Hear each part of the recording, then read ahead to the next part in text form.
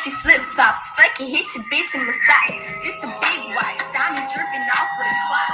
Gucci flip-flops, fucking hit your bitch in the side. Even till they put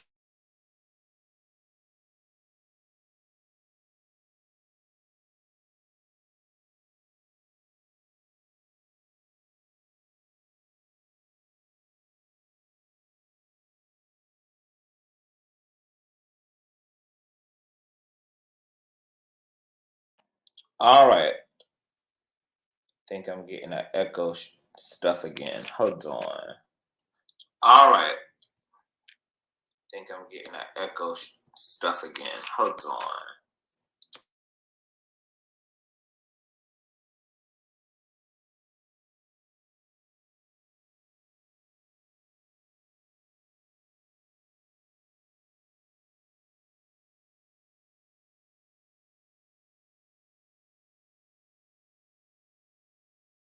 Okay, you guys, sorry about that. I had another window open, and I'm glad I found it, because the last time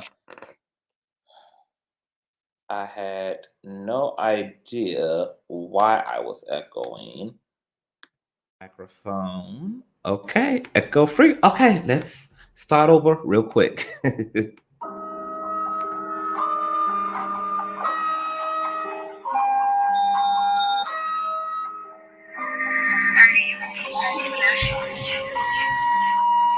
Gucci flip-flops, fucking hit your bitch in the side. This a big white, diamond dripping off with a clock. 26 out, wintertime, dropping the top. Give it to they pussy ass, turn this shit up a notch. Gucci flip-flops, make a kick rock. This a big clock, check the wristwatch. Gucci flip-flops, fucking hit your bitch in the side. This a big white, diamond dripping off with a clock. Bad baby, got the bitches busting for cash. Dad, try to play me, bitch, I'm busting your ass. All the gun sounds, won't be bust down. Know why these bitches mad, cause they trash and they fucking for cash. Two official blow the whistle, bitch, I'm fly as a bird. Take a picture, get your issue, bitch, and down the word.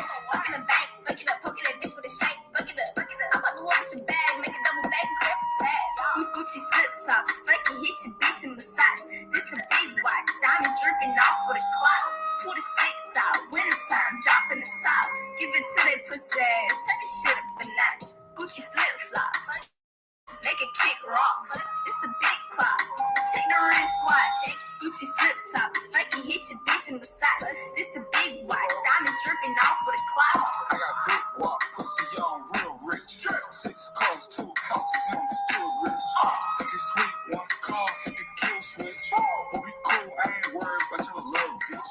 That little chain that you rockin', that's so little to me. Talking shit but wanna verse, that's so little to me. Cause for the bitch, she got a virginity. Cause then she gon' really be into me. Just on my road for the enemies. If you wasn't this kidney. Gucci flip-flops, fucking hit your bitch in the side. This a big watch, diamond dripping off with a clock. 26 out, wintertime, dropping the top. Give it to they pussy ass, turn this shit up a notch. Gucci flip-flops, make a kick rock. This a big clock, check the wristwatch. Gucci flip-flops, fucking hit your bitch in the side. This a big watch, diamond dripping off with a clock.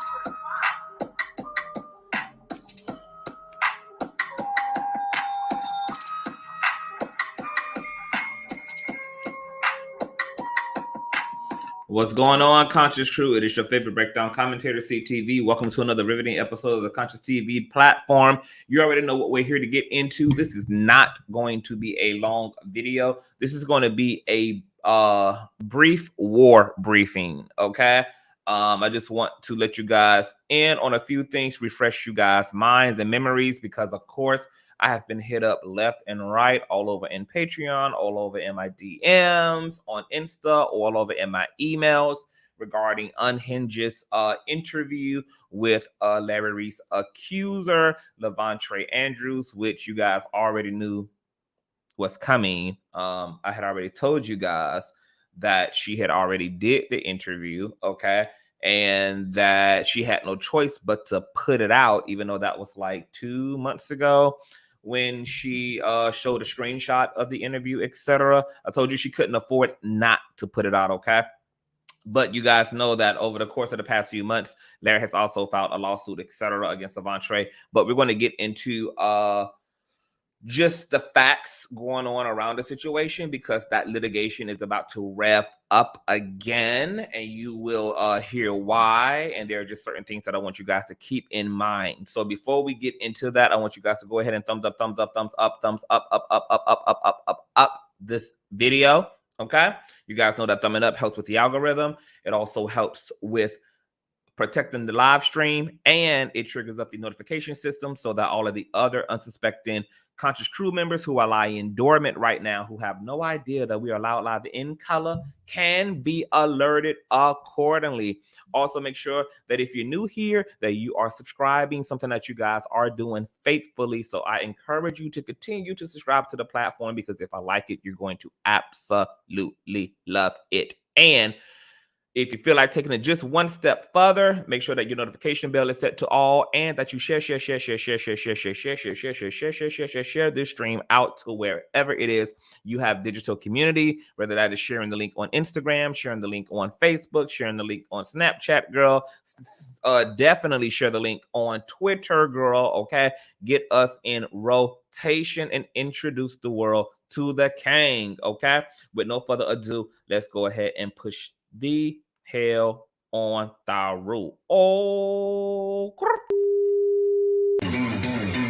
I know a place where you can recharge your soul. Baby, that's Consciouztv. And in the midst of brokenness, he gon' see your asshole. Baby, that's Consciouztv. You gon' heal, you gon' laugh and catch a little shade. Ooh, girl. Y'all know he be slaying, y'all better stop playing. Come hear what he's saying. Ladies and gentlemen.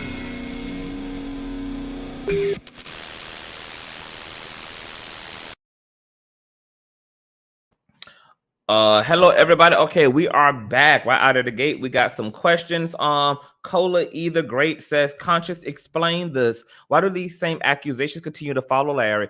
Well, because people continue to repeat them. It's as simple as that. I mean, you know, your haters are going to regurgitate the most salacious things they can about you when they grow upset with you for whatever reason. So they're going to follow. So it's not really following the doctor, really, but it's just going to be the go-to for people who don't like Larry, people who fall out with Larry, people who he cut off, people who YouTube ship he dissolves. This is going to be the go-to. Okay, so they will follow because people keep running they dick sucker.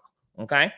Now you guys know why we are here, girl. Okay, Larry Reid Live's accuser Lavontraye Andrews has refused to do anything about his allegations against Larry Reid that could render any real justice, aside from talk to 3 of Larry's open enemies, leaving a trail of inconsistencies and not only the narratives he's spinning in those interviews, but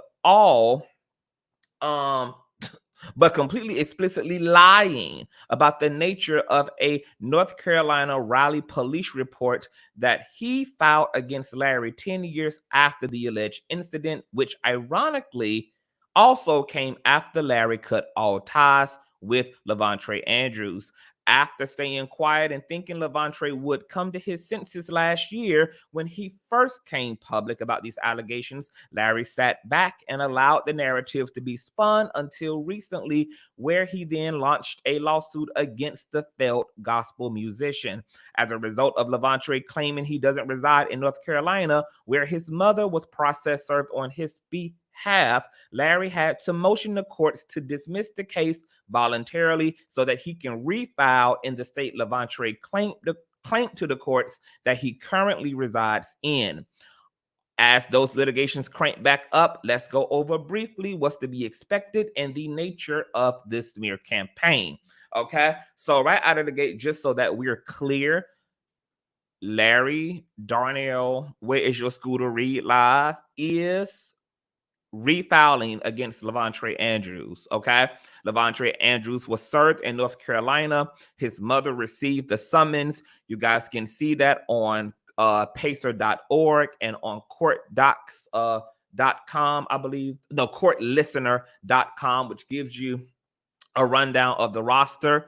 Okay, Lavontraye, despite his mother stating to the process server that yes, he does live there, and receiving the summons on his behalf, when it came time for litigation, he supported a Georgia license, claiming that he, in fact, does not live in North Carolina. Therefore, Larry had to dismiss the case so that he could refile in the state in which this man alleges that he lived, so that he can finally contend with Larry and make his statements real. So Larry is giving Lavontraye Andrews the opportunity to stand in his stuff, to make it real. You claim this stuff happened to you, etc., etc., etc. All right, let's do it. You clearly want the fight, okay? This is your third time now speaking these lies against the doctor, and the doctor is tied, okay? So you're going to have to see about the doctor in court, okay? So it's Lavontraye Andrews, who for whatever reason got time for a YouTube uploader last year. He had time for Bishop Whitehead, and he also obviously had time for Unhinged, but he doesn't have time for Larry. He doesn't have time for the courts. He doesn't have time for civil litigation. He doesn't have time for any of that, but he definitely has time to run to Larry's open enemies and run to them only.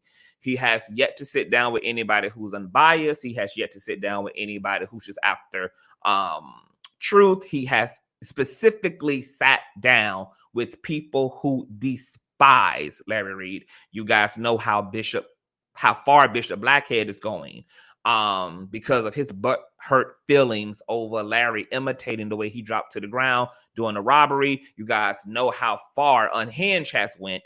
She has went as far as to trying to weaponize other YouTubers against Larry, getting them to state that he's flying out multiple men, including myself, and he's having sex with us and putting us in hotels and buying us all type of lavish things, all the way up to also accusing him of HIV and claiming that his body spasms are a result of a HIV diagnosis, which we're going to get into as well. You guys are seeing the extent of his enemies over practically nothing. Okay, but these are all the people that Lavontraye Andrews is interested in speaking to. Now, you guys know that what makes that palatable for someone like Lavontraye is that you're open enemies, okay? If you're speaking to someone else's enemies, they're not going to be critical thinkers. They're not going to ask you any critical questions. They're not going to really make you do the homework, even when you are completely inconsistent. Because if Unhinged had actually listened to the first two interviews, the one he did initially last year with the insignificant YouTube uploader, and the one that he did as well with Bishop Blackhead, then she would have really been able to get her Diane Sawyer on. But because she does not actually care about whether this allegation is true or not, whether it's has any real basis, and because she has her own personal gripe against the doctor, all she cares is about maintaining continuity with her failing ass app and seeking some revenge, because that's what all narcissists ultimately do. Okay. Now, this litigation, okay, it's going to get very interesting. One of the first things that I want to show you guys, because we're going to go through a series of things here. Okay, we're going to go through a series of things here. Okay, let's stick to the facts. If you guys want, matter of fact, let me go ahead and do something real quick. If you guys want, you know, like the entire gamut and entire rundown on the situation, I did that all last year, because these things are not new. These are old allegations that, once again, Larry's enemies will weaponize when they get in their fee-fees, okay? But you can check out a playlist on my page. You can check out this video here, okay? Just go to my page and simply type in Lavontraye Andrews, okay? You see these first two videos here, one from 2 months ago and one from a month ago, okay? One called Receipt Day. We're going to revisit some of those here today. And also Receipts Inside, okay? We're going to revisit some of those receipts here today. But if you want the full-on nuanced, supernatural deluxe breakdown of everything from top to bottom, the Genesis to the book of Revelations, honey, and everything in between, you need to visit both of these videos, okay, to understand what the hell is going on and who the hell Lavontraye Andrews actually is, okay? Now, in sticking to the facts, because this is practically what's going to transpire in court, Lavontraye Andrews has went to the internet now 3 times with 3 different distinct enemies of Larry Reid. Where he absolutely effed up at is that he's been hella inconsistent and making up the story as he goes, okay? Now, for those of you who've been following or maybe not following, I'm going to help you to understand why this is a bunch of bald-headed hoe-ish, okay? Because last year, as in 2022, okay? No, was it 2022? Yes. 2021, 2022. Yep. Lavontraye went to initially this YouTube uploader who was obsessed with Larry. I'm talking about obsessed. Girl, I'm talking about single black male syndrome, okay? Just obsessed, okay? Lavontraye spoke to this YouTube uploader, and he stated in that interview, okay, that he was 14 years of age at the time that Dr. Larry Reid allegedly fondled him or made him dance naked, okay? And I'm going to do something for you guys here just to show you how old this is, okay? And this lawsuit goes back to 2021, where these allegations were first addressed, okay? In the lawsuit against the YouTube uploader who facilitated this interview, okay? This is Dr. Larry's first open enemy, okay? Who pushed these allegations, okay? As you guys can see here, these are court documents. You guys can see the dates here, okay? This stuff goes all the way back to 2021 that Larry has been successfully combating this bullish, okay? In the lawsuit, in the complaint that Larry filed against that YouTube upload, you can see here in graph 32, Moore repeatedly asserts that both directly and through thinly veiled and unmistakable innuendo that Dr. Reid molested a teenage boy when he was a minister in North Carolina. This allegation appears inter alia in videos posted or live streamed on these dates below, which contain the variations and additional allegations noted below, okay? So both that YouTube uploader and Lavontraye Andrews claimed he was 14. Now the problem, there's a big problem with him claiming that he was 14. Okay, this is the first age because he's changed his age 2 times now. And when he goes to court, he's going to have to change it again. He's going to have to lie again, okay? The first issue with him being 14, according to him, okay, is that he stated on a Raleigh police report that was filed in 2018 that he was molested, that this incident took place at the Alus Drive property, okay?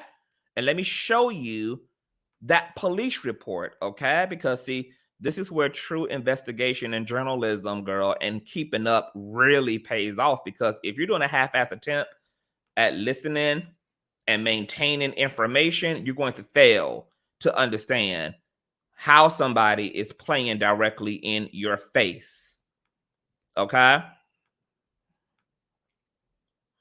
Let me share my screen here. What you guys are looking at is that Raleigh police report, okay? This is the cover page for that 2018 Raleigh police report that Lavontraye filled out, okay? So he filled this out against Larry 10 years plus after the alleged incident and also after Larry had cut him off. And here it is, you see the location of the crime. Okay, let me blow this up for you. Lavontraye claimed in his initial interview with the YouTube uploader he was 14 and that he was molested or fondled or played with at the 3216 Unwinewithtashak Drive property.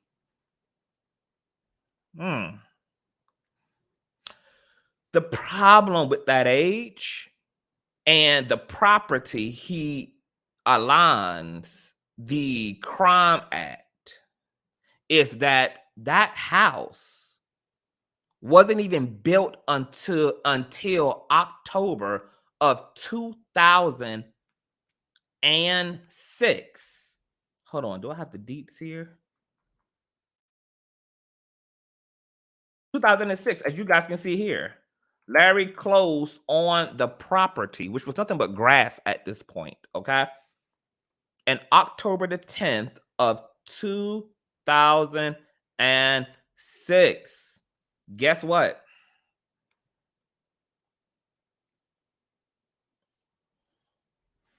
$2006 would actually make Lavontraye not 14, but 16 years old.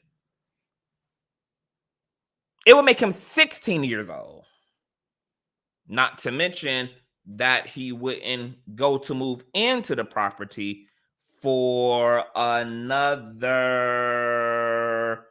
year or two. Okay? 2000, if he was 14 when this incident took place, that would have been in 2004. Okay? Because Lavontraye was born October of what? October 1990. Okay.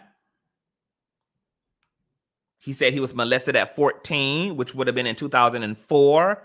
But he stated on a police report that he filed in 2018 that he was molested at the Unwinewithtashak Drive property. But Larry's property wasn't even built until October 6th. So the obvious question is, how could he have been molested at a property that didn't even exist according to his own first statement with that YouTube uploader? Because 14 would have placed him in 2004, where not only the house he listed on the police report never even existed, but his family wasn't even a member of Larry's church at the time.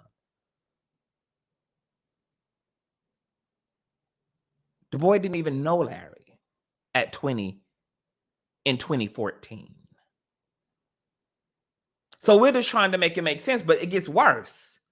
Because by the time Lavontraye was scooted around to interview with Bishop Blackhead, the second interview, he changed the age, trying to correct the lie that he told to the initial YouTube uploader, and said to Blackhead, and now also to Unhinged, that he was actually 15 years of age. But the problem with him being 15 is that he still ends up in the same predicament, because he would not have lived at the Unwinewithtashak Drive property until 2008, when he would have been 18, not 14 or 15. Because Larry also didn't own this property in 2004 nor 2005, as you can see from the deeds on the house here. Sold 2006. So we're just trying to make complete sense. How was you 14 and molested at the Unwinewithtashak Drive property that wasn't owned by Larry until 2006?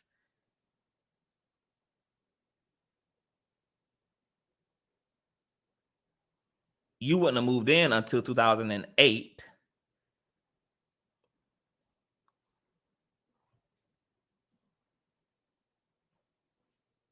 And yet this is where the incident took place, according to what you told now, Blackhead, Unhinged, and what you told the initial uploader, YouTube uploader, even though you tried to correct the lie by the time the second interview came.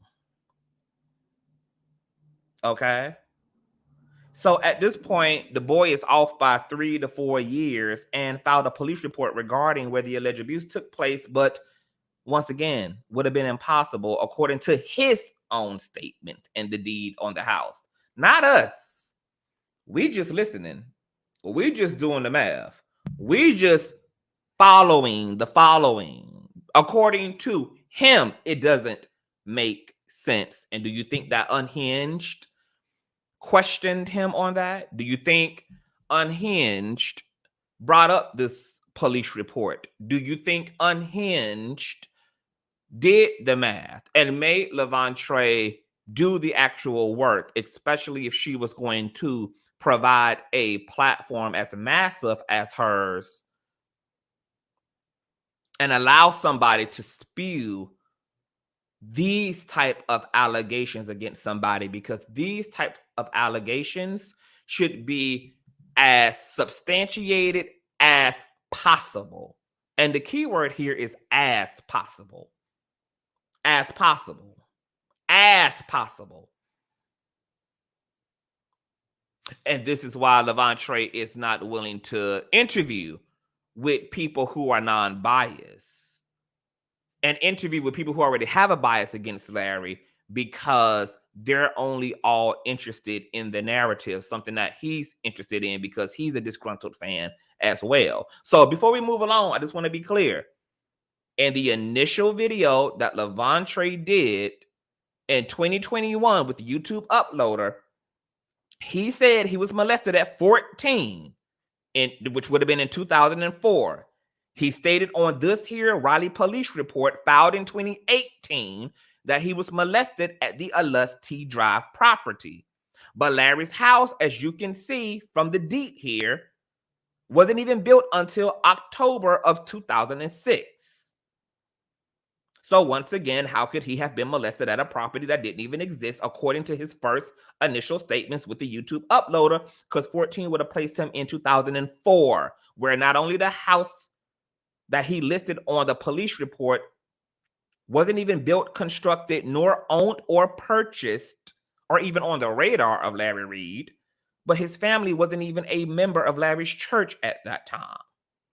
And then to reiterate, by the time he gets to his second interview with Bishop Blackhead, he changes the age, as you can hear in that interview, trying to correct the lie that he told to the initial YouTube uploader, and stated that he was 15, not only to Blackhead, but now also to Unhinged. And once again, the problem with him being 15 is the same problem he got being 14. Is that he would not have lived at the Unwinewithtashak Drive property until 2006, when he would have been 18, not 14 or 15.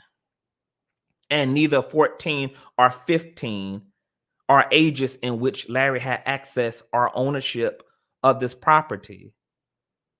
This property was nothing but a lot. There wasn't even a structure on it. And once again, this is the type of deep diving you have to do to get to the bottom of the bullshiggity. So 15 doesn't work. 14 doesn't work as it relates to this police report and this property that would have had to exist, because you claim that Larry spun him around in a hallway, made him get undressed in this home, made him walk the hallways in this home, made him dance naked in this home. Well, how in the hell could he do that to you at 14 or at 15 when you didn't know Larry at 14 or 15 and the entire fucking house didn't exist? I mean, that is the most polarizing lying I've ever seen in my life, and to literally be changing your story, trying to correct yourself, but still not correcting yourself because your ages and your dates still don't line up. And this isn't something that I'm doing to him. I'm just critically observing like everybody else, except I'm actually critically observing and actually doing the math and not getting caught up in what's being alleged, but being caught up in the allegation itself and everything that surrounds it, including this police report. Okay, so it's clear to me that Lavontraye is completely and utterly making the story up as he goes, which is why his dates are grossly and profoundly inconsistent in each interview. He's even laughing in the interview with Unhinged when he's describing what he alleges that Larry made him do. He's literally cackling.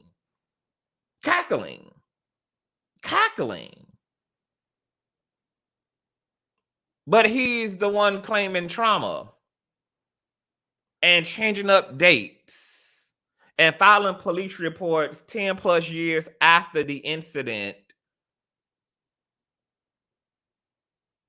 which would follow the same year that Larry cut him off completely. And then you run to the internet initially as an avatar and don't want to give your name because he was nameless as an avatar up until this lawsuit.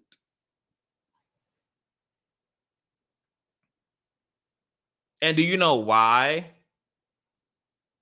he wouldn't want to see Larry in court? Because he would have to commit perjury now. So now he got to pussy pop.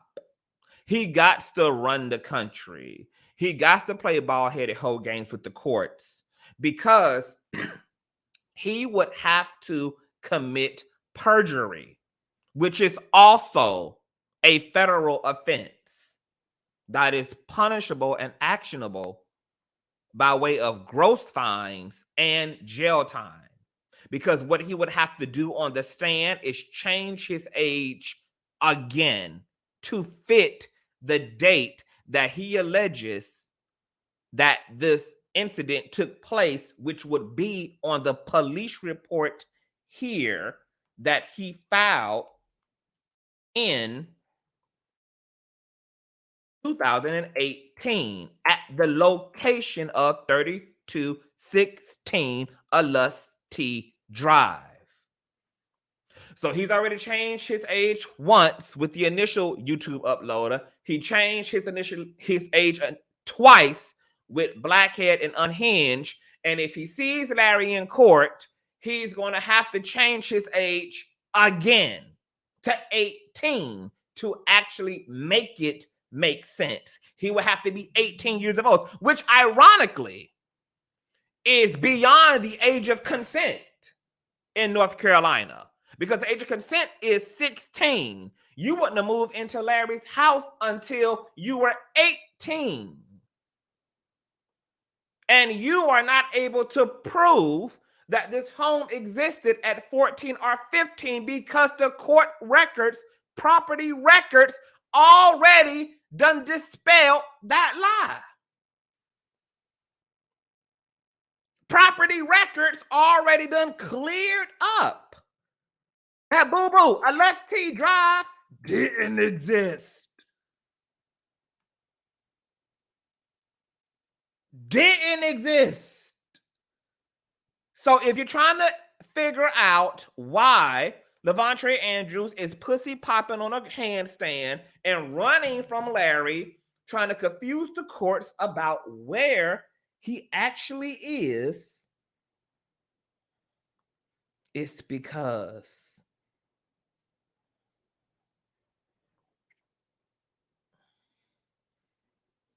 this man would have to lie verbatim. And since that is punishable, honey, where they gonna do that at? So he don't have no choice now but to stay his ass on the run and continue to run to social media. But he cannot now see Larry in court, even though Larry is going to force his ass to see him in court. Going to force his ass to commit perjury because that's what he did to himself. That's what he did to himself. And I created a whole timeline of the dates according to Lavontraye's age, his date of birth, according to when he claims these allegations would have took place, and according to the location. Oh, let me take off this banner because you guys can't even see. Boom. Okay, you see that? 10/10/2020. I mean 10/10/2006. Okay. Okay. Let me get something for you guys real quick. Okay. You see that at the bottom? I want to make sure you guys see that receipt there. Okay. This is all public information, honey. The things you can't lie about, the things you can't make up in your mind, the things that, you know, you can only pull this type of stuff over people who just don't know, over people who just not really following along. They're listening very much so on the surface, and they're listening from their emotions. They're not thinking critically. They're not thinking analytically. They're not doing all of that. They're not dealing with what he's actually saying. They're not dealing with the police report. They're not dealing with any of that, because if you deal with all of that, everything falls completely and utterly apart. That's why even Unhinged knew she had to sensationalize this interview to make it interesting. They intentionally don't want people to do the work, which is why she's not making him deal with the police report. She's not making him deal with the deets on the property. She's not making him deal with the inconsistencies of the ages he alleged he was at the time of this abuse. She's not making him deal with anything. What she is making him do is sit down with her, adding Friday the 13th as music and instrumentals to attempt to create an emotional response that will trump an intellectual and critical and logical one. Because Unhinged has been in this game long enough to know that in a court of public opinion, people don't do much thinking. They would rather do feeling. They would rather run with their feelings. And she placates to that with the machine talk and the woe is black woman shit and the the same thing she did when she lost the lawsuit she claimed embedded her children's life on winning against Cardi B. Remember how she betted her children's life that she was going to come out on top, only to end up with a $4.8 million judgment and 2 failed attempts at an appeal. And when she had to do the walk of shame, you know what she did? She removed the relaxer out of her head. She came on in all white, sat underneath the bright light, and did her Dr. Mammy Luther King speech about the machine and Black America and the corruption of the courts. And she placated to ancient wounds within the Black community. And they're doing the same thing with this interview. We're not going to deal with any logic. We're not going to make sense of your inconsistencies. I'm not going to challenge you about a police report. I'm not going to challenge you about what you said to other bloggers prior to this. I'm not going to challenge you about the deets of this house. I'm going to add music. I'm going to bring in your mother. I'm going to really yield to emotions, because that's where the court of public opinion is weak at. Is in their emotions. But here is a little, let me see if I can bring this in here real quick. Hold on. And I'm not going to be here long, you guys. I'm just going to push through this because I just want you guys to be aware, honey, because, I know y'all not going to do the work, but that's why you got CTV, okay? You see that here on the screen? Yeah, this would be that. 2004, he would have been 14. 2005, 15.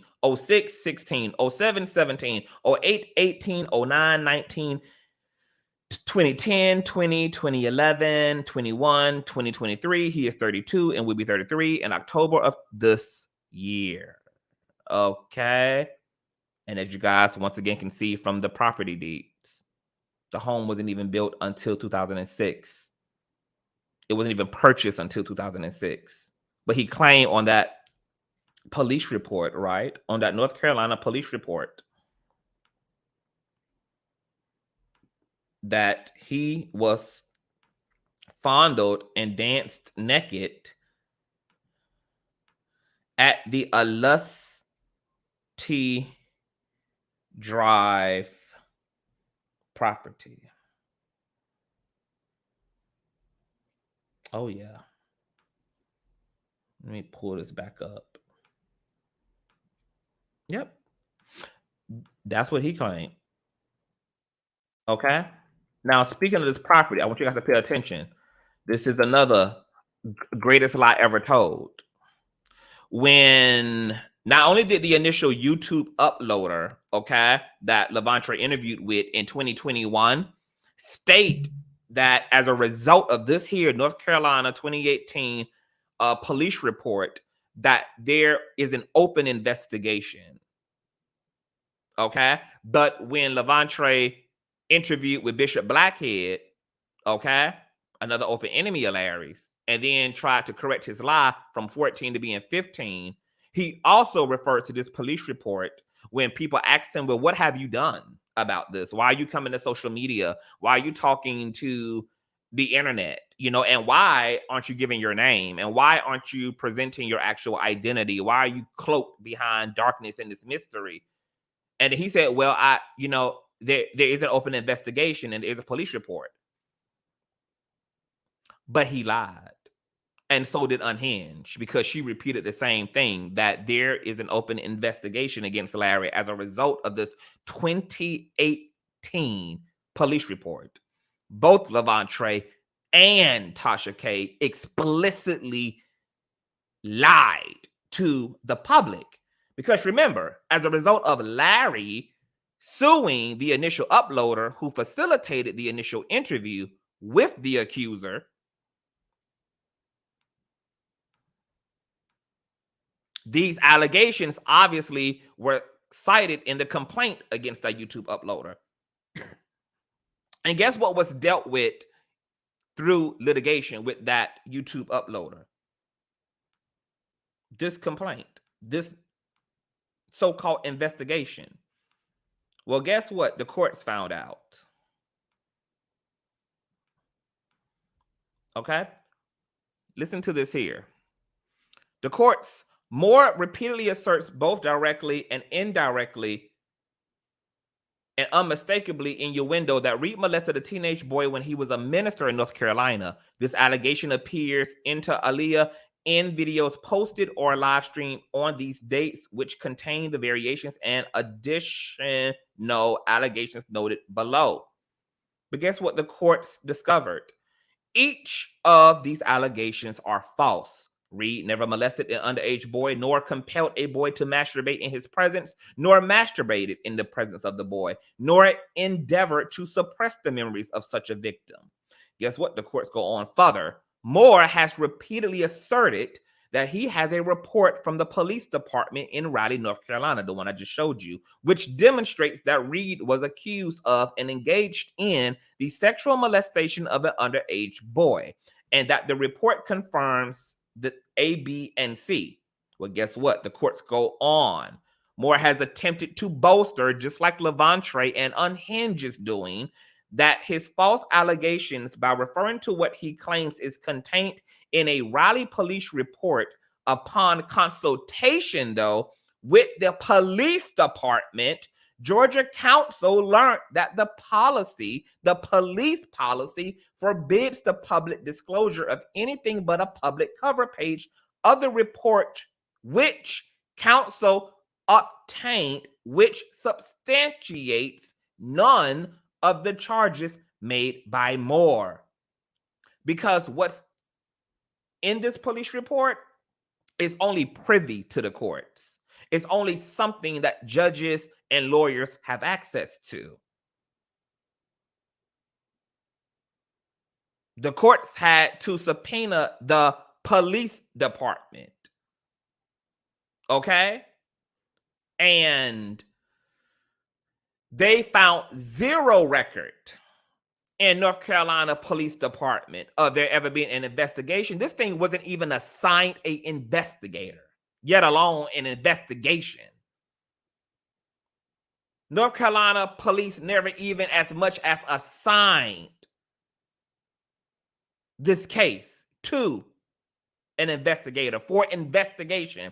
there was not as much of a phone call or a knock on Larry Reid's door. And you know why that is? Because inside of that police report doesn't even list Larry Reid's name. His name is not even on the goddamn police report. So how the hell was it going to be assigned to an investigator? How the hell was he going to be called? How the hell was an investigator going to pull up on Larry Reid? And these are the things that the courts had to vet. Yeah, we're not talking rumors. We're running the paperwork. Yeah, we're not running with rumors and running with hot tea. We're running the facts. And unfortunately, people, once again, do a half-ass attempt at listening. They don't retain information well in a court of public opinion. But the messed up thing is that the court of public opinion just don't do their research. And because these things are being regurgitated again by new enemies of Larry, there are people who just never knew this. They think that this stuff is new. They think that this stuff is fresh out of the paint, and it's not. All the stuff came up and out in 2021. And for those who are saying Larry has been trying to silence and suppress the victim, how? He let the nigga live for the past 3 years. Larry even sued the YouTube uploader and didn't even bother to deal with Lavontraye. So Larry didn't suppress anything. And clearly, how could he have suppressed Lavontraye when Lavontraye been out here pussy popping in online interviews, posing as an avatar, running his mouth freely, because he was free to do just that. David Fennell is in the comment section, who is a old church member as well, who was a part of this congregation in this church. He knew these guys and these dudes, including Lavontraye. He states, if this was true, Apostle Reid would have been contacted in 2018 when this was filed. He wasn't. All this stuff was funneled and vetted through the court system already.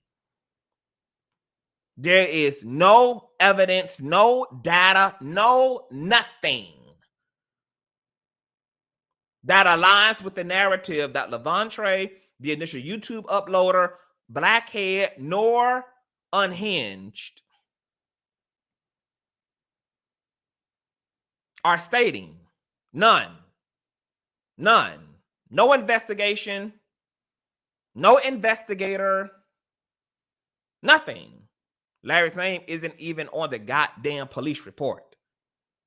And you know why that is? Because Lavontraye filed a frivolous police report out of anger for being finally socially cut off and castrated from Larry's life.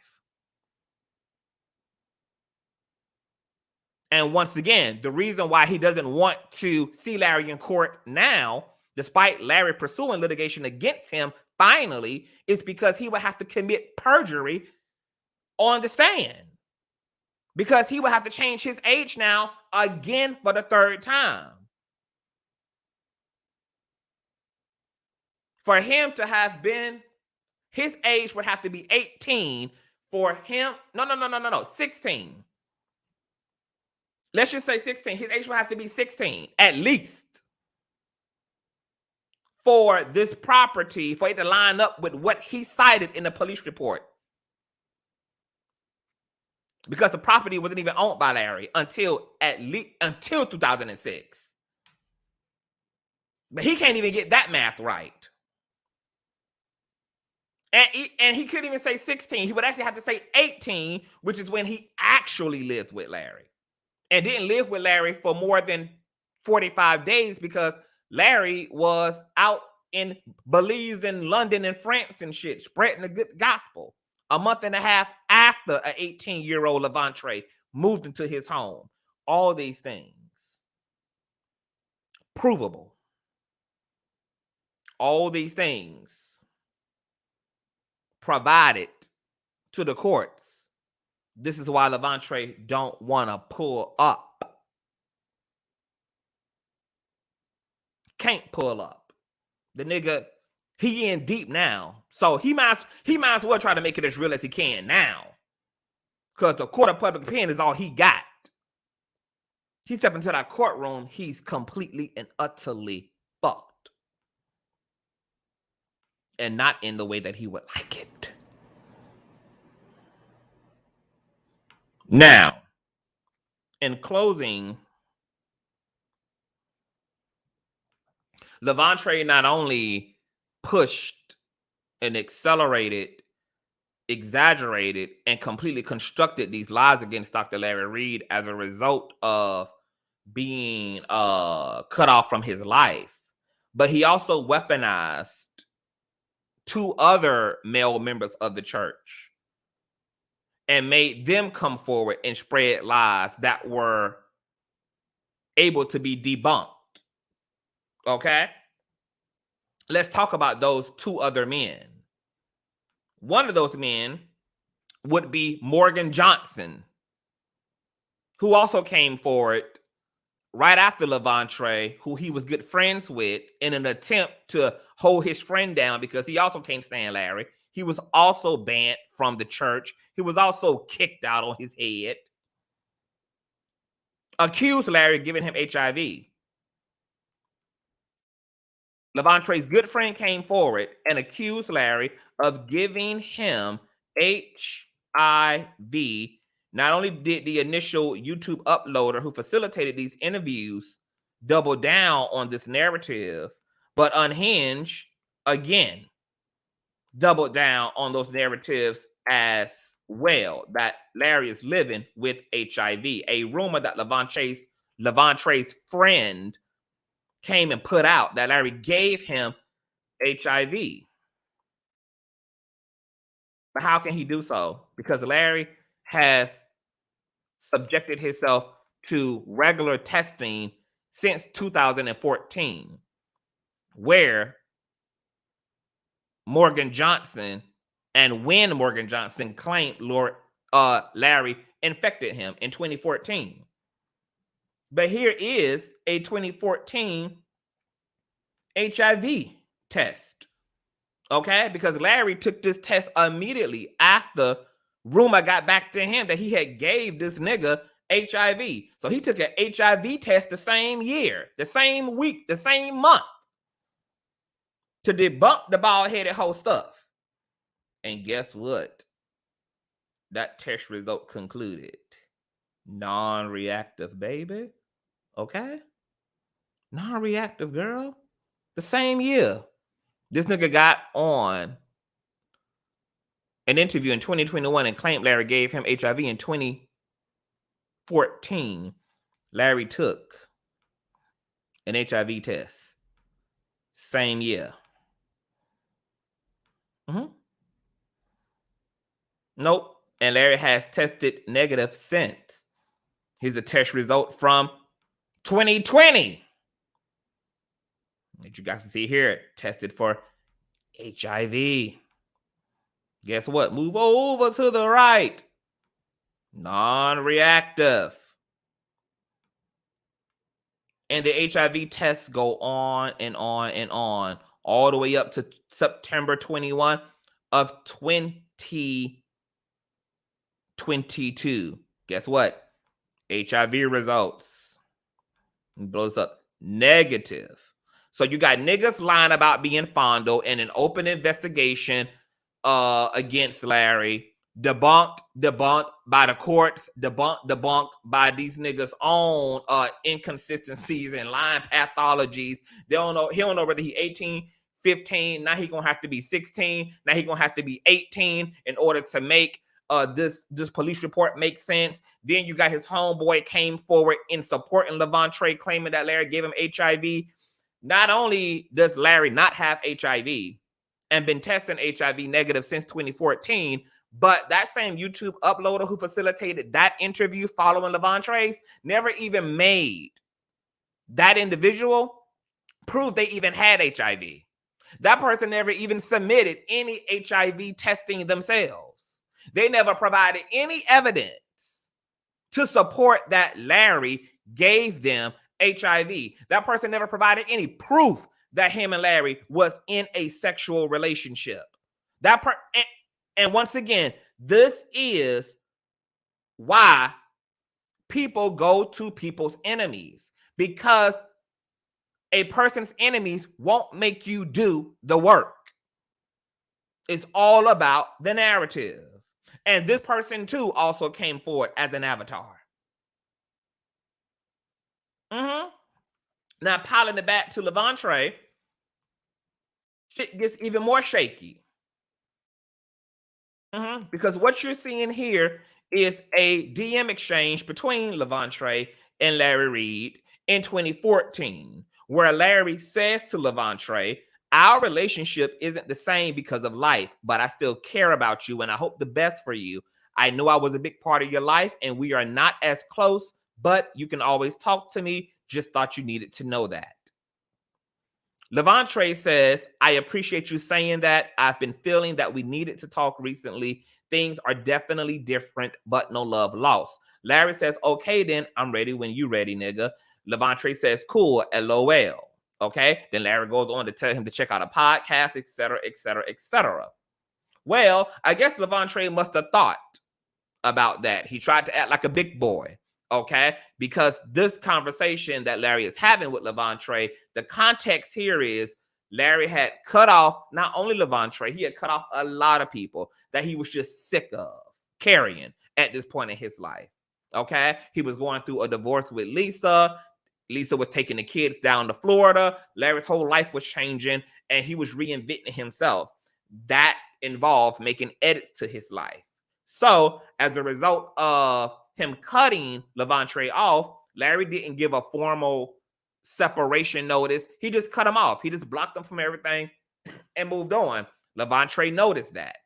So Lavontraye had a conversation with Shamako, who you guys know is an assistant pastor at Larry's church, and he's Larry's best friend. They're damn near brothers from another mother. And Lavontraye expressed his feelings toward Larry and what was going on because he noticed that Larry had blocked him from phone, email, Facebook, etc. So Shamako brought that conversation back to Larry. Larry then chose to reach out to Lavontraye. He must have felt bad for just cutting Lavontraye off at his feet. And Lavontraye initially tries to play it cool, like most niggas. He tried to act like he ain't pressed, he ain't bothered. You know, it's whatever, it's cool, no love lost, you know, being the representative. But then he turns around 2 months later, from March to June. I guess he'd have had time to think about that shit. I guess at this point, he's really feeling the burn and feeling the fire and feeling the separation and feeling the way. And he's missing his friend and his mentor and all of this. Now, mind you, this is the same man that he claimed molested him when he was 14 at the Illusti Drive property. This is now 2017. 2017, he would have been what? Over a grown-ass man, okay? He would have been in his mid to late 30s. I mean, 20s, okay? So 2 months after he tried to play it cool with Larry in the DMs that he ain't pressed, he ain't cool, now it's Mad Day.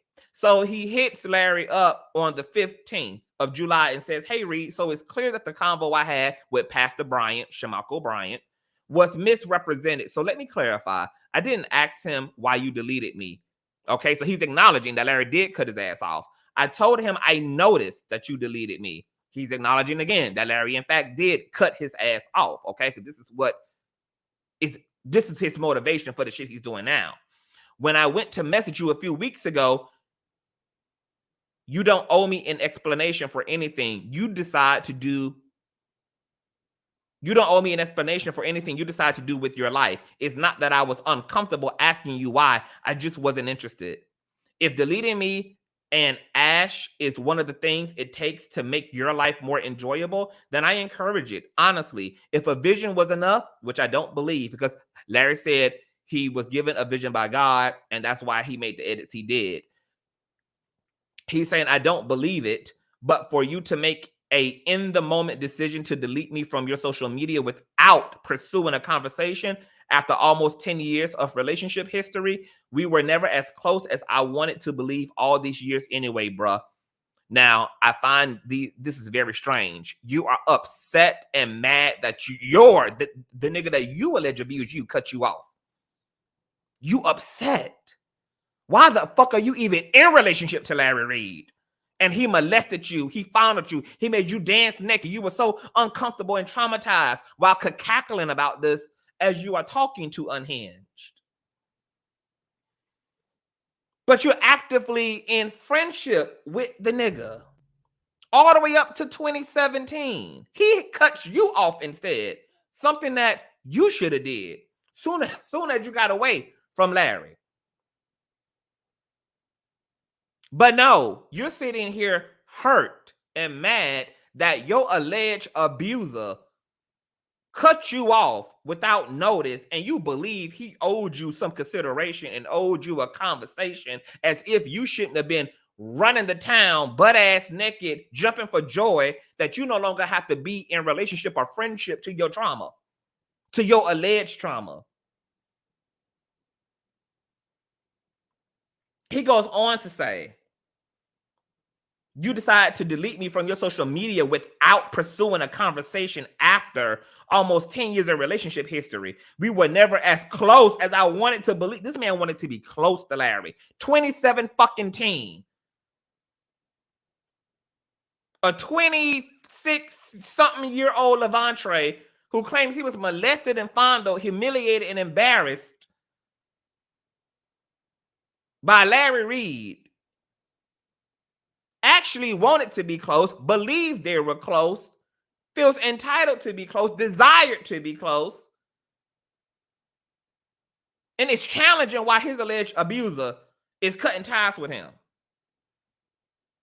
We were never as close as I wanted to believe all these years anyway, bruh. You don't owe me anything.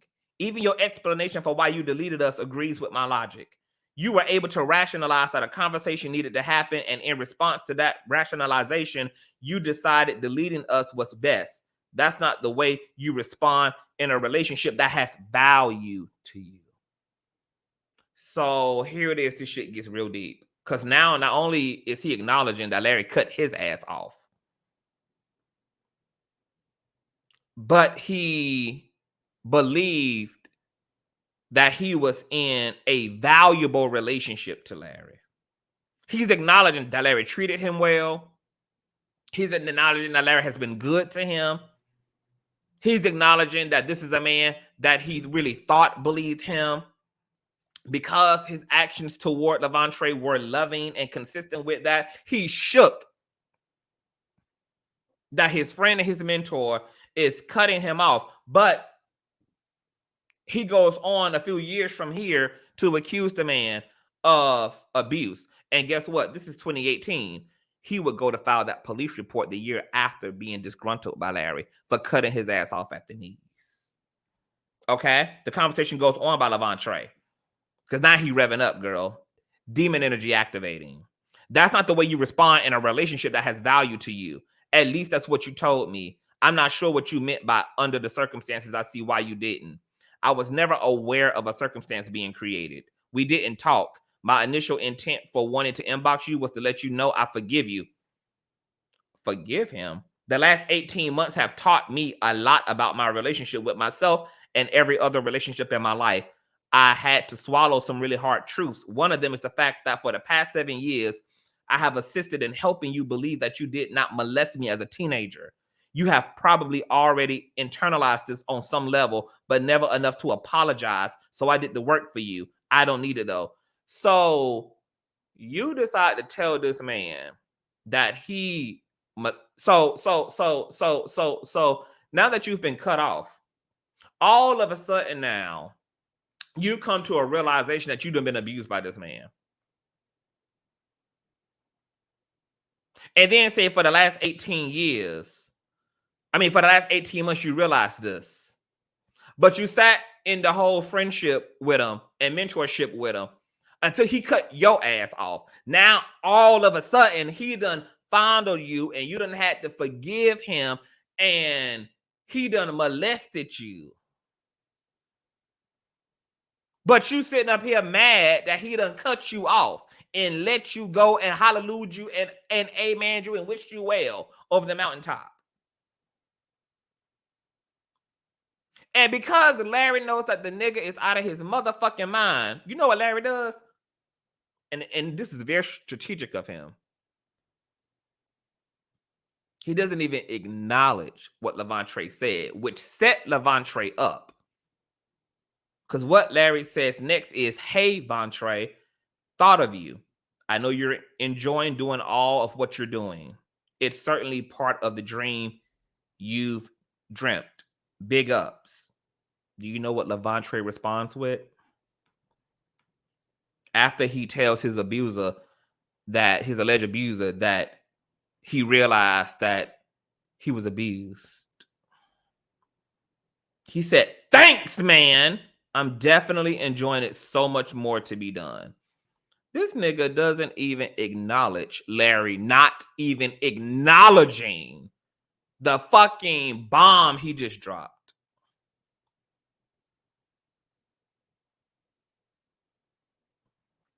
He doesn't even so much as say, hey,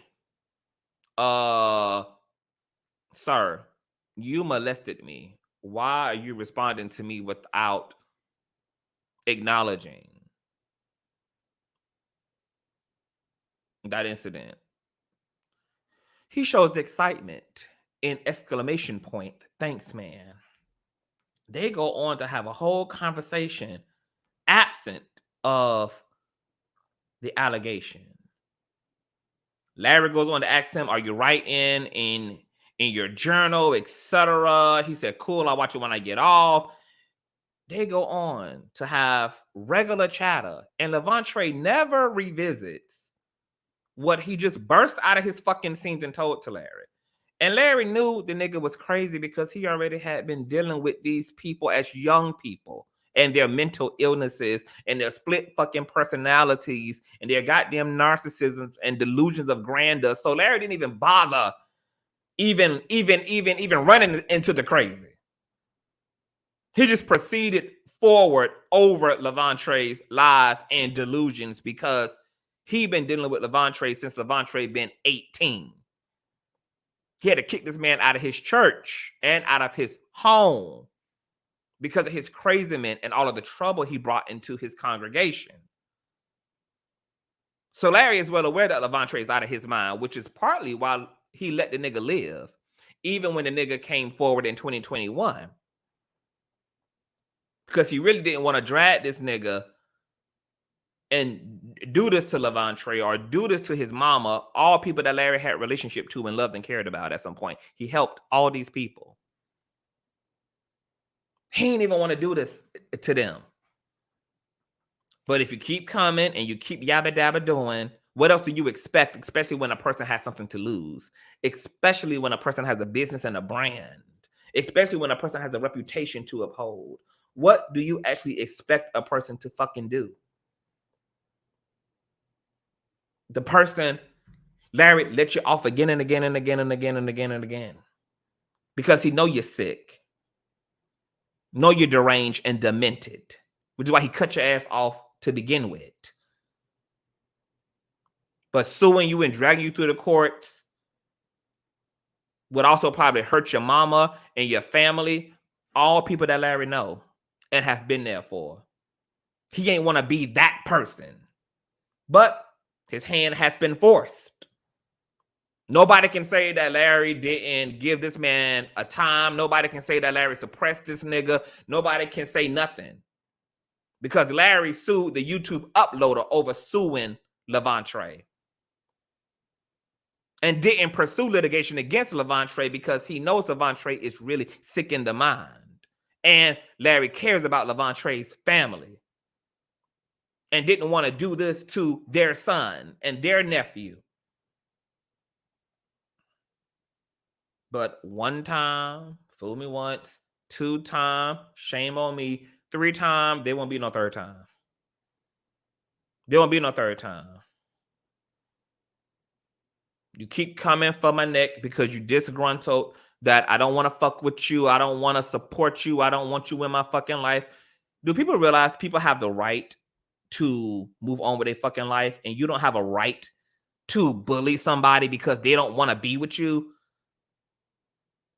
They don't want to be with you as a friend. They don't want to be with you as a relative. They don't want to be with you as a lover. Do people realize that people have the right to move swiftly and professionally the fuck on with their life?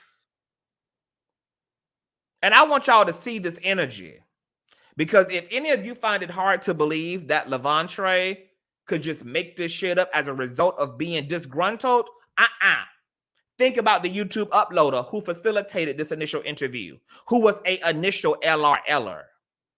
And because he tried to get close to Larry, and Larry gave him the hand and didn't want to build a relationship outside of YouTube, this YouTube uploader then lost his motherfucking mind and started cyberbullying Larry.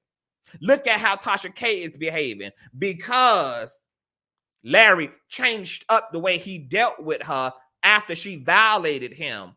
She lost her fucking mind and jumped right out of the window, started lying on this man, saying he had HIV, tried to weaponize rumors and allegations against him that she'd been aware of the entire friendship with Larry.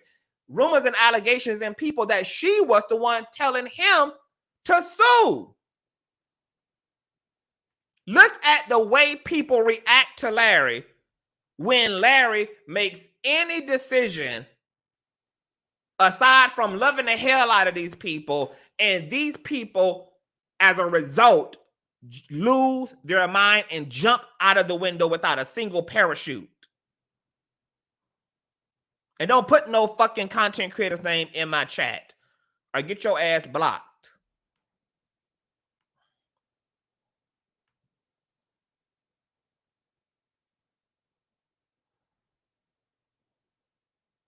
All these people want it to be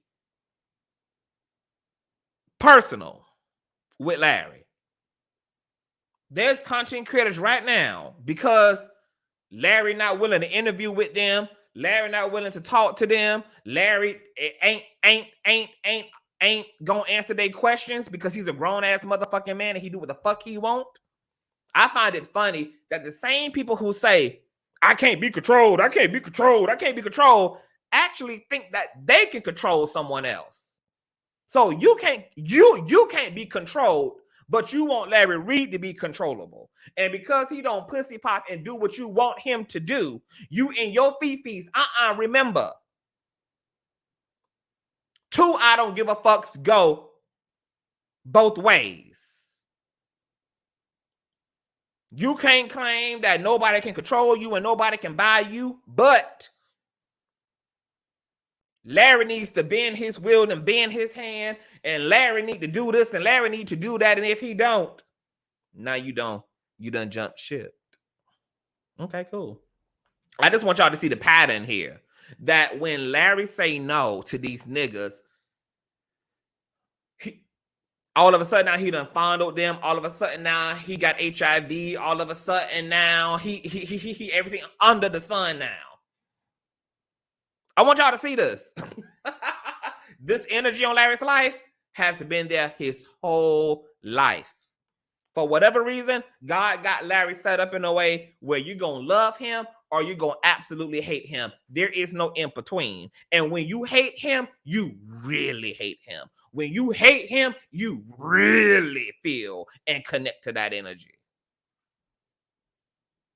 I want y'all to look at the people outside of Lavontraye. Guess what? Didn't Bishop Blackhead do the same thing? Bishop Blackhead tried to get close to Larry, FaceTiming him, thought him and Larry was friends because they had a cool little boys' day out in their Ferraris. But after Larry read his energy and saw that Blackhead wasn't his type of nigga, Blackhead used Larry imitating the way he got down on the floor doing his robbery as an excuse to jump completely out of the window. Now Larry all type of F words and Larry all type of this and that. I want y'all to take notice of the energy. It's consistent. When Larry says no, when Larry does anything to upset anybody, these people go from one extreme, fans, friends, family, to absolute open enemy. Larry cannot have a regular breakup. He cannot have a regular unfriending without niggas trying to go for blood when it comes for him. And you are seeing it play out in the initial YouTubers instance, in Unhinged's instance, in Blackhead's instance, and now you can fully understand what effect Larry had on Lavontraye, because this is the type of effect that Larry has on people, period.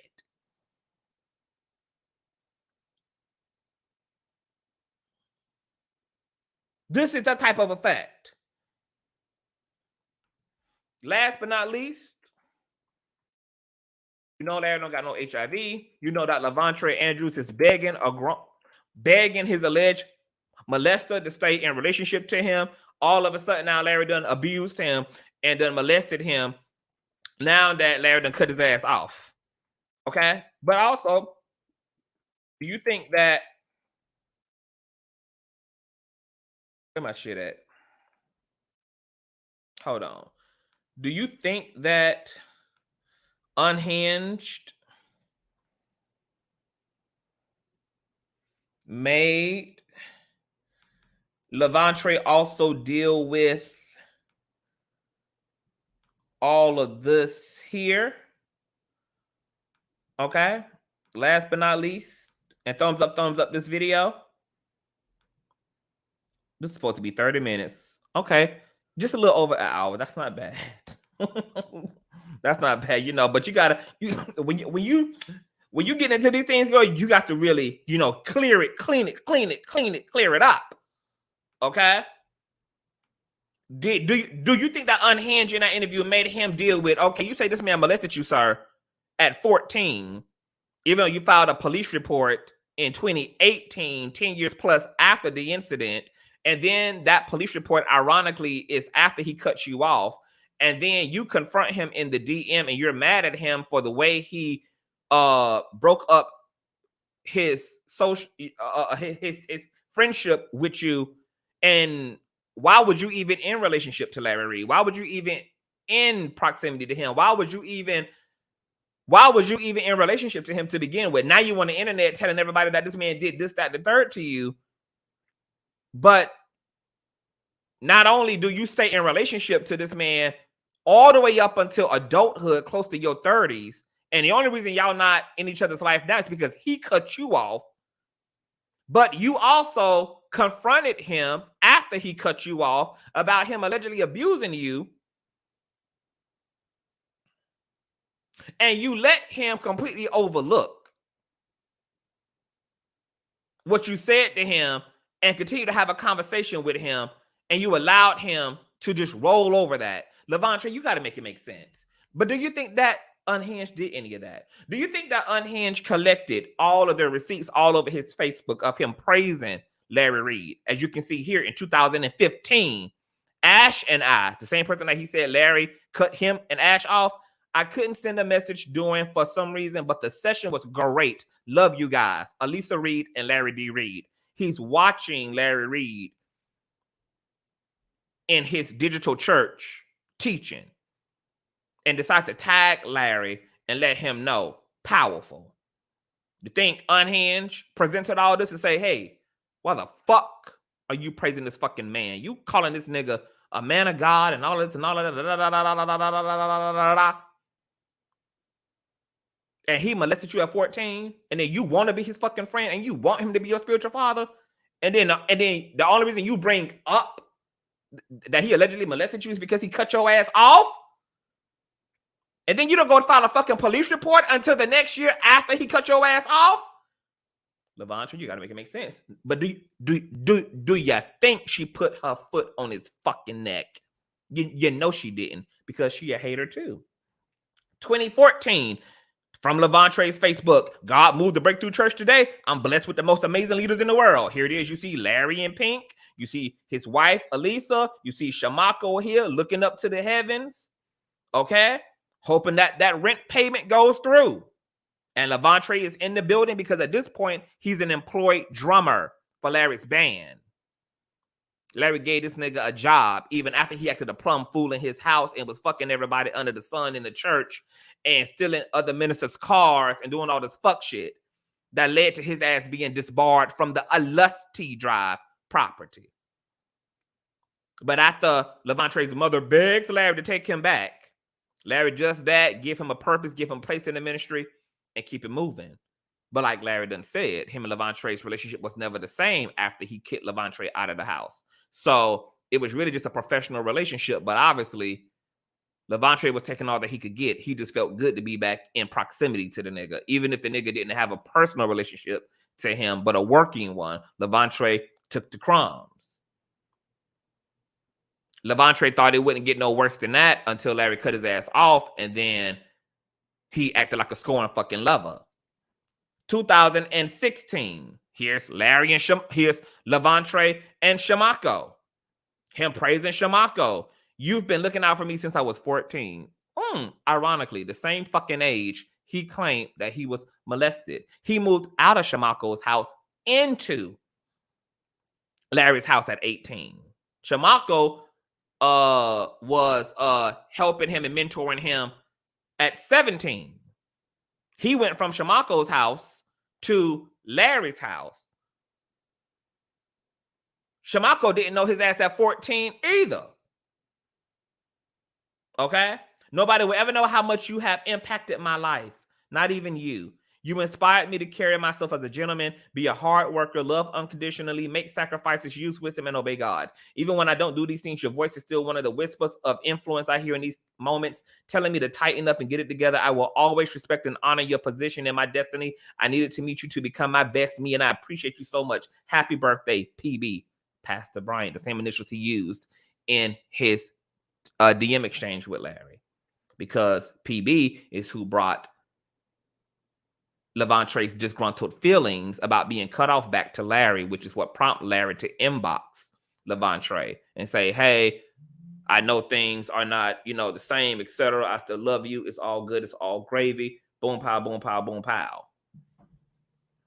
Okay. And Lavontraye was happy. He acted like it's cool. You don't owe me nothing. You don't owe me no explanation, bro. God bless you. And then 2 months later, he turns around and like, fuck you, nigga. And then decides to pull out the you abuse me, but then allows Larry to completely not even acknowledge that and goes on to have a regular conversation with his ass. My God, today. Also claims that Shamako covers for Larry, but yet he's here, all smiles, enjoying his spiritual family. Pathological fucking liar. Okay? The nigga's a fucking liar. 2014, just finished up last rehearsal for Joy Fest, because once again, he's employed by Larry now as a musician. Okay? Larry done took his ass back off after all his rebellious shit. I can breathe now. I'm so humbled and thankful for this awesome opportunity. Larry D. Reid, you are a great leader and example. Thanks for allowing me to be a part of this movement God has put in your heart.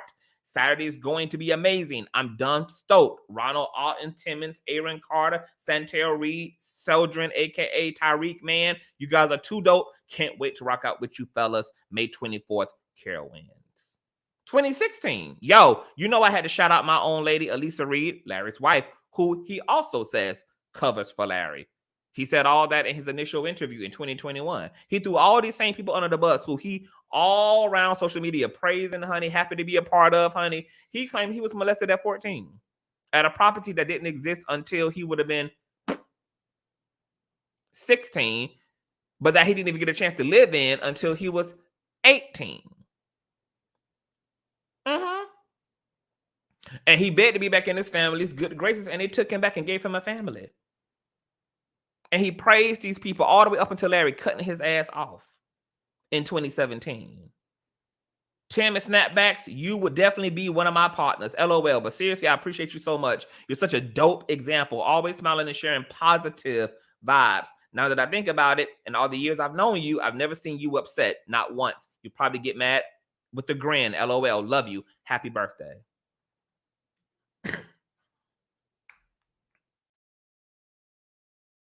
Do you think that Unhinged made him make it make sense? No. Didn't at all. Larry Reid is all throughout the chat. Shamako mentored him at 16 to 18 as 2 other male leaders. Yeah. And when Lavontraye moved into Larry's home at 18, he moved in with a bunch of other people, with 2 of Larry's nephews.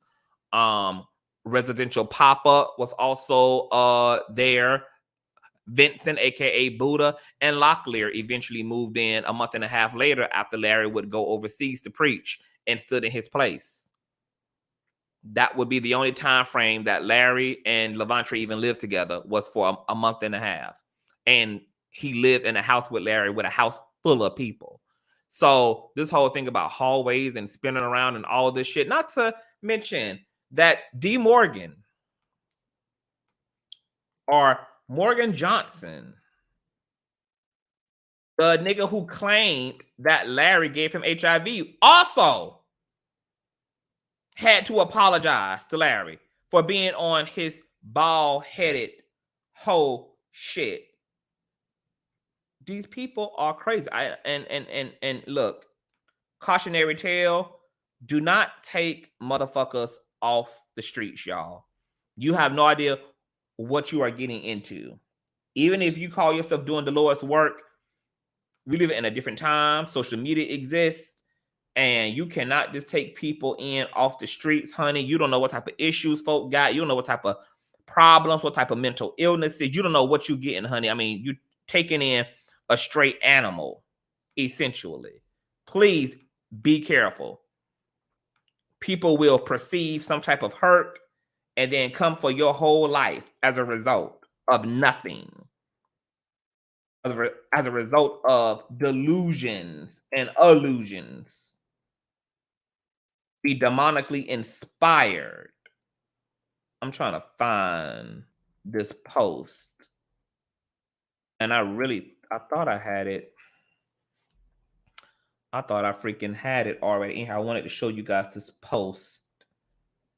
Let me see something. Let me see if I can pull up my Instagram again. Hold on. Yep. Let me see something. Yeah. Damn it. Hold on, you guys. I just want to give y'all these last little pieces. And this is the one I keep disappearing, and I don't know why. It's very weird.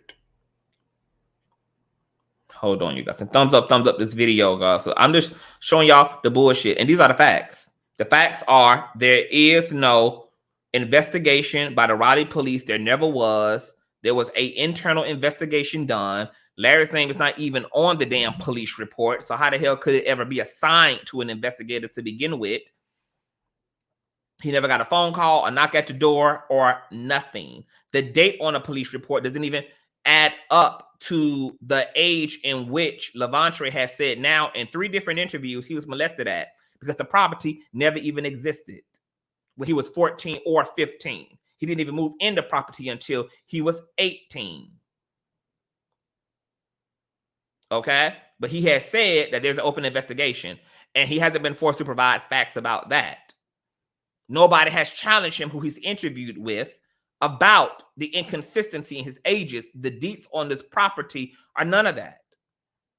They've made him provide not a goddamn thing. All they've done is give him a picnic chair and a salacious instrumental to sensationalize a fucking narrative to play off of the emotions of a gullible public. That's it. Hold on, I'm trying to find this last thing for y'all. Okay? And he's going to have to continue to run from Larry, because now he will have to commit perjury as a result, because he will have to lie again about his age for the 3rd time. He lied to police on his police report. He lied to the people he interviewed with. And he will have to lie to the courts again to make his age line up with this police report he cites the illustrative property on.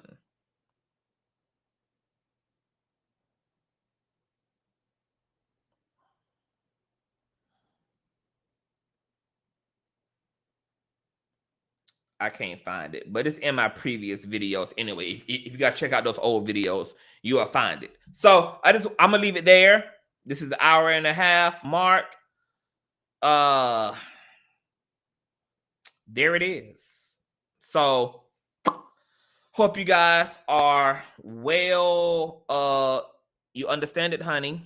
You know, if you want to get to the bottom line, you got to get to the bottom line. This is nothing more than manufactured salaciousness, okay, that Unhinged being knew about.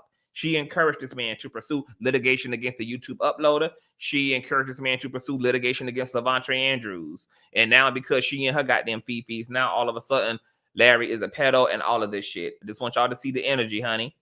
Okay? So this video establishes the facts of the matter. Okay? No police investigation, no none of that shit.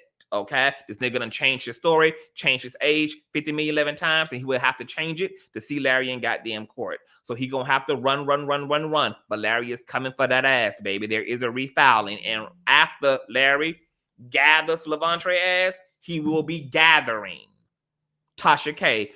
So there are lawsuits coming. Matter of fact, between the phone call she gave him, between facilitating this interview, it was Larry's lawyers who pushed him to absolutely sue her. There's too much of a case.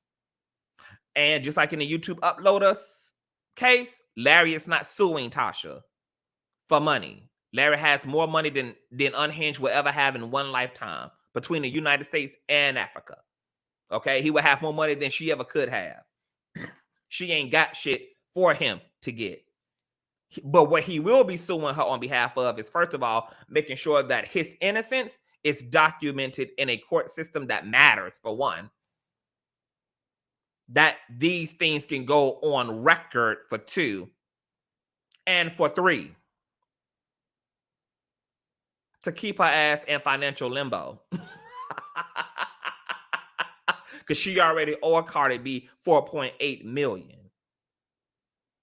She gonna owe the doctor a whole lot, baby. And guess what, honey? Paying an attorney every month is costly.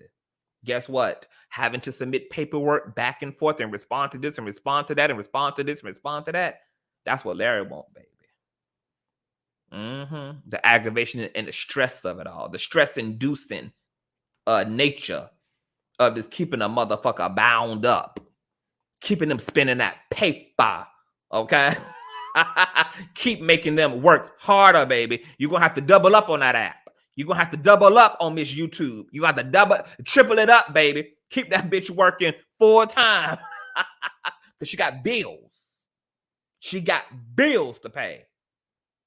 Yeah, that's the goal of the lawsuit with Unhinged.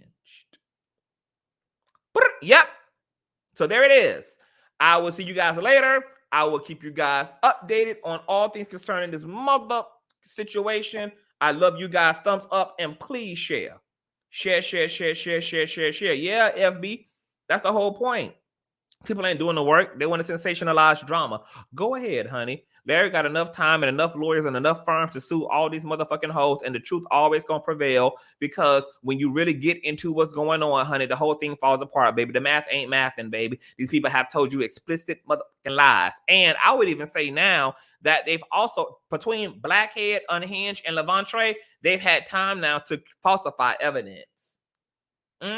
Because as you can see from the litigation in 2021, discovery was empty. There was nothing they could discover.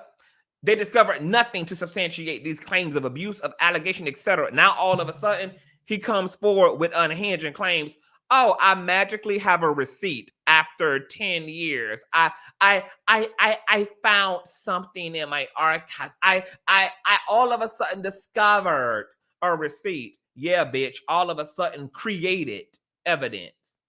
And I think that's one of the unfortunate things about living in this photoshopped technological age, is that it's so easy to doctor up shit now. The smoke and mirrors be smoking now as a result of how technology allows us to manipulate and falsify things on such a realistic level. I find it odd that somebody who will come forward twice now, 3 times now, all of a sudden finds a fucking evidence. Why would you not present the smoking gun right out of the gate? all of a sudden now, I guess 3 times the charm, baby, and y'all really got to sell it this time. So they got to pull out all the stops, and I expect them to. I expect them to pull out all the stops in this interview, honey. I expect the fake receipts. I expect it all, because this is the last Mohican. It's nothing after this. This is their last shot. But they're going to pay for this in court. Everything done in this interview is going to be vetted. Whatever so-called receipts, text, audios are going to be subpoenaed. We're going to get to the bottom line of whether those things were doctored up, whether those things were photoshopped, whether those things were edited together, baby, or we're going to get into the minutia, honey. That's also the amazing thing about litigating, is that you can hire forensic scientists to deal with alleged receipts and authentication.